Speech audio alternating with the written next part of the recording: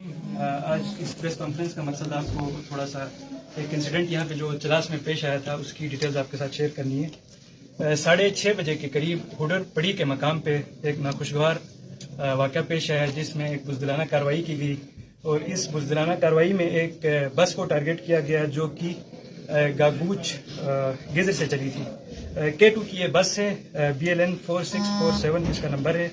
تو اس پہ اندھادھند اور بزدلانہ ایک کارروائی کر کے اس پہ فائرنگ کی گئی، جس کی وجہ سے یہ آگے سے آنے والے ایک ٹرک کے ساتھ اس کا ایک ایکسیڈنٹ ہو گیا۔ تو ٹوٹل ابھی تک جو RSQ ہاسپٹل میں ہمارے پاس اس کی اپڈیٹ ہے، اس میں 8 ڈیڈ باڈیز ہیں، جن میں سے 5 کی شناخت ہو چکی ہے، 3 ڈیڈ باڈیز ابھی انڈر پروسیس ہیں، جبکہ 26 لوگ اس میں انجرڈ ہیں۔ زیادہ تر لوگوں کا تعلق پورے پاکستان سے ہے، جن میں سے کوہستان، پشاور، گزر، چلاس، روندو، سکردو، مانسیرا، سوابی اور 1-2 پیسنجرز کا تعلق سندھ سے بھی ہے۔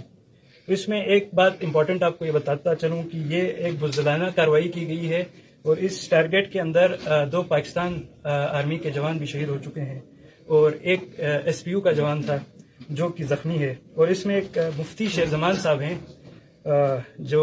جن کا تعلق گپت سے ہے۔ الحمدللہ ابھی تک وہ سٹیبل ہیں، لیکن ان کے اوپر بھی اندھادھند فائرنگ کی گئی۔